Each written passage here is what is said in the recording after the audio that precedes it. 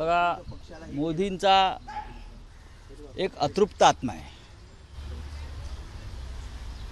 आणि तो आत्मा महाराष्ट्रात भटकतो आहे.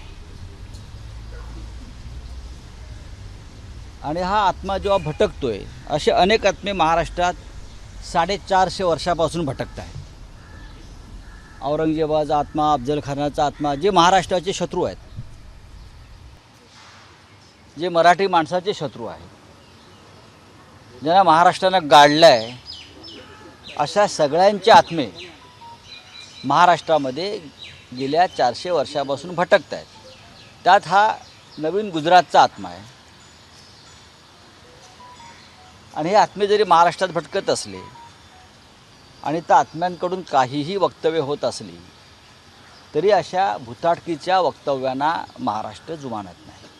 महाराष्ट्र ढोंग, अंधश्रद्धा, बरं का, फेकाफेकी याला कधीही महाराष्ट्रानं महत्त्व दिलं नाही. महाराष्ट्र हा ज्याला एक पवित्र आत्मा म्हणतो अशा लोकांचा प्रदेश आहे. इथे छत्रपती शिवाजी महाराज जन्माला आले, इथे डॉक्टर बाबासाहेब आंबेडकर जन्माला आले, म्हणजे सुपुत्र आहेत ते महाराष्ट्राचे. काल मोदीजी होते, पुढे पुण्यात होते ना.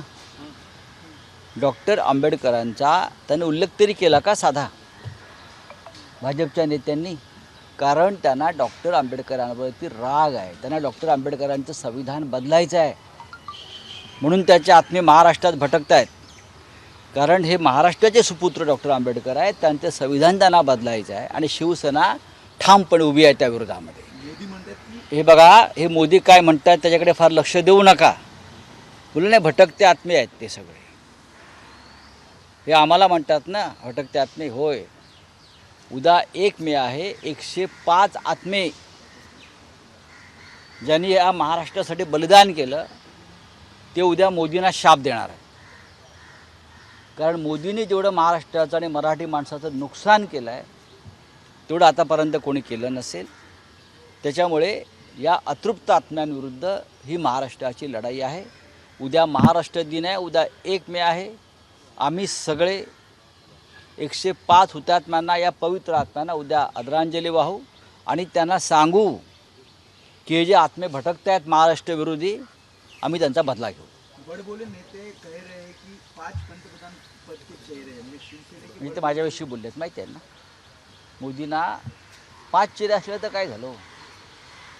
तुमच्यासारखा एकच भटकता आत्मा जर बसला प्रधानमंत्री पदावर तर या राज्याची, देशाची भुताटकी होऊन जाईल, स्मशान होऊन जाईल.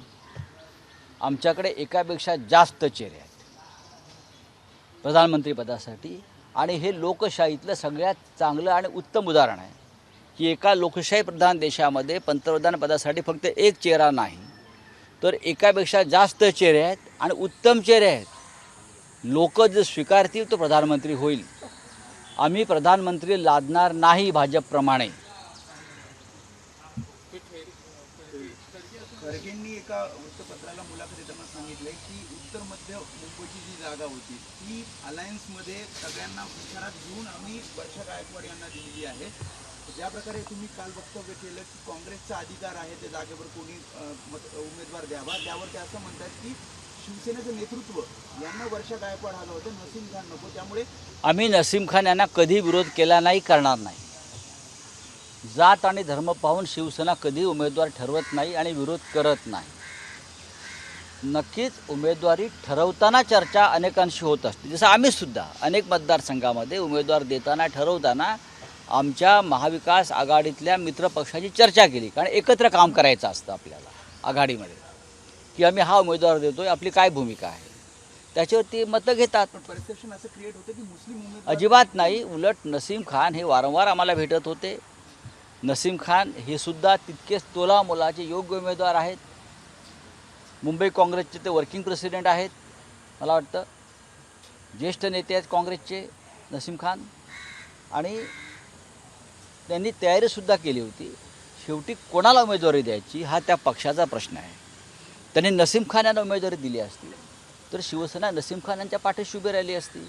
आताही जर काँग्रेसला वाटत असेल उमेदवारी बदलावी तो त्यांचा प्रश्न आहे. पॉझिटिव्ह आहात, म्हणजे तुमचा पक्ष पॉझिटिव्ह असेल का नाही? जो काँग्रेसचा, जो महाविकास आघाडीचा उमेदवार आहे तो शिवसेनेचा उमेदवार आहे.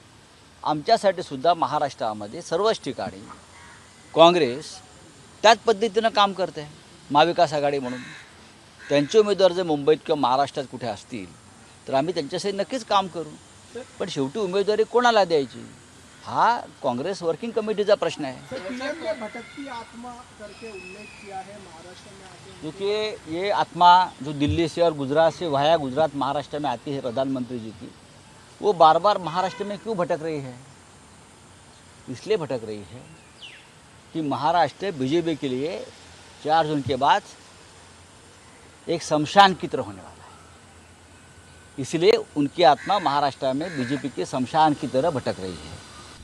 हमने ये तय किया है जो महाराष्ट्र के दुश्मन है, जिसने महाराष्ट्र तोड़ने की साजिश की, जिसने चाहे शरद पवार जी हो चाहे उद्धव ठाकरे जी हो उनके पार्टी को तोड़ने की कोशिश की है, उनका आत्मा जो है महाराष्ट्र और मुंबई में अटक गया है.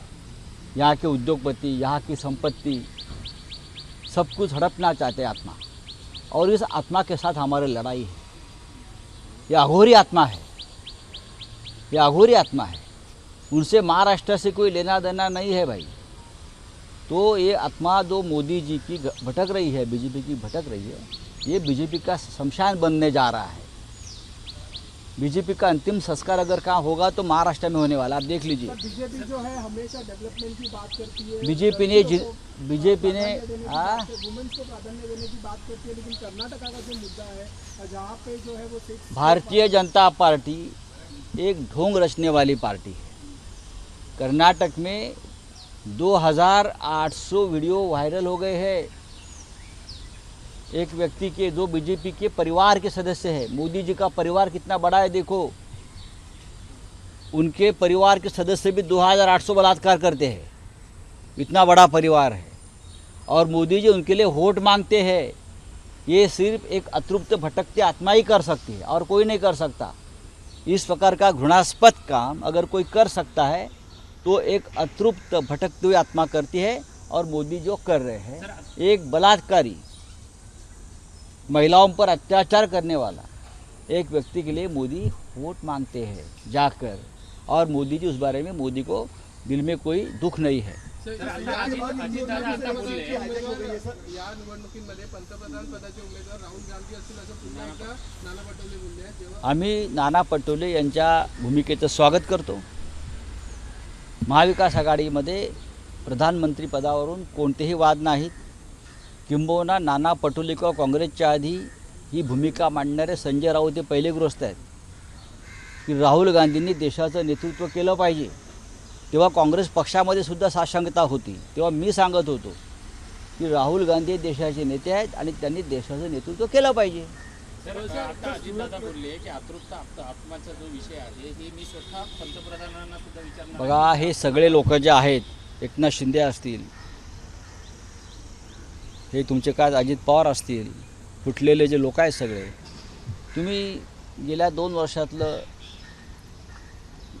यांचं काम पाहिलं असेल.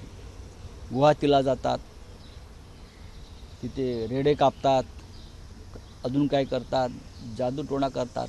हे भटकत्या आत्म्यांची पूजा करतात आणि त्यांना एक भटकता आत्मा मोदींच्या रूपाने मिळालेला आहे.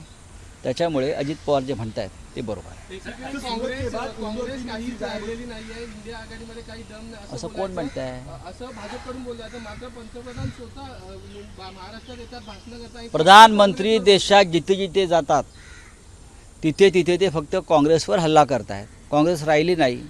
महाराष्ट्रात येतात, शरद पवार आणि उद्धव ठाकरे यांच्यावर हल्ला करतात. शिवसेना नाही आहे ना, नकली सेना आहे, नकली राष्ट्रवादी काँग्रेस आहे. मग हे तुमचे भटकते आत्मे इतके अतृप्त का झाले आहेत, अस्थिर का झाले आहेत? तुम्हाला या भूतांना स्वप्नातसुद्धा शिवसेना का दिसते आहे? जसं